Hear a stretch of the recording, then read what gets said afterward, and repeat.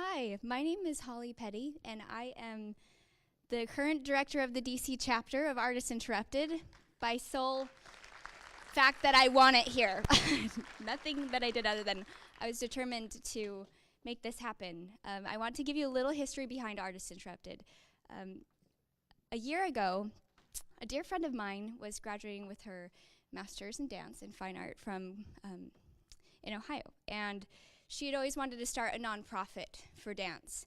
And at the time, she had just married a U.S. Ranger and had been informed that they were moving to Italy. And she was feeling very kind of uprooted. And she realized that she looked around and noticed that there were a lot of other fellow dancers, fellow artists that were in similar situations, having devoted years of their life to an art form.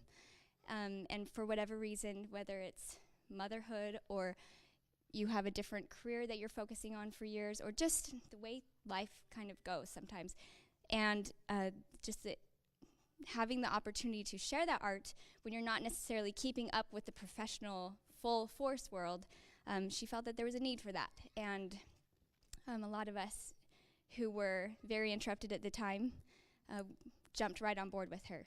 There were about 4 of us. We came up with the title, and now it's in Ohio and Utah and Kansas and now DC, and it's been less than a year. May 20th was our first performance in Columbus, Ohio, and we are so excited to have it here in DC. Honestly, I keep finding more and more and more women. We had to turn some away, and it makes me sad, but I'm just so excited.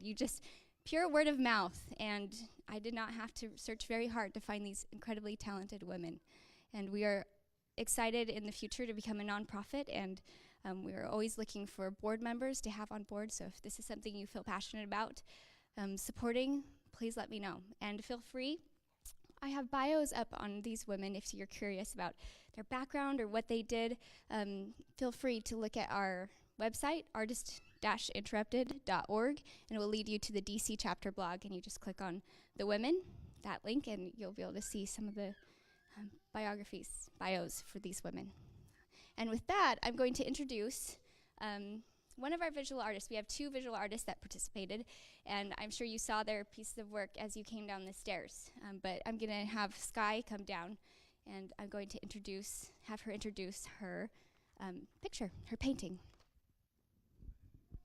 Hi, I'm Skye Rosdahl, and I'm an oil painter, and I've been doing it since high school, and I just love it. And this is the most recent piece I've done so far. It's Heber J. Grant, and my husband actually helped me decide what to do with this empty canvas, and because I'm a great-great-granddaughter of Heber J. Grant, and so he thought it would be cool if we could have something special for our children to see. We want to hang it up in the cabin that my family has that was Heber J. Grant's. So I think this is a really special piece, and I had a very spiritual experience painting it, and I'm so grateful for a supportive husband with that. Thank you.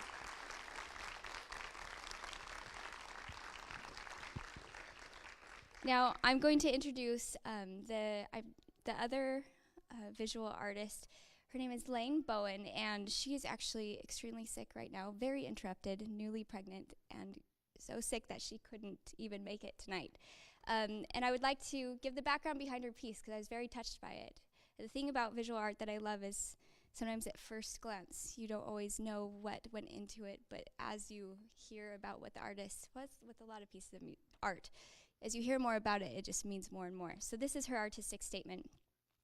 I have been making art for as long as I can remember. Art, as one of my students once famously said, is about freedom.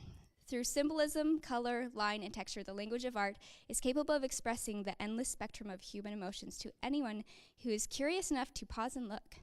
When I created my collection of dunce caps, I did so with the notion of self-cleansing. Throughout the Lenten season, I committed myself to building a single dunce cap for each of its 40 days. Like a child in the corner of a classroom, each one of my coarsely constructed and innocent shapes symbolizes my private commitment to address areas of personal weakness. In the end, I found the process to be extremely rewarding in its honesty and simplicity. Although each one of us has different self-doubts, the idea that we can take part in our own healing is a powerful force. So let's hear it for Laine.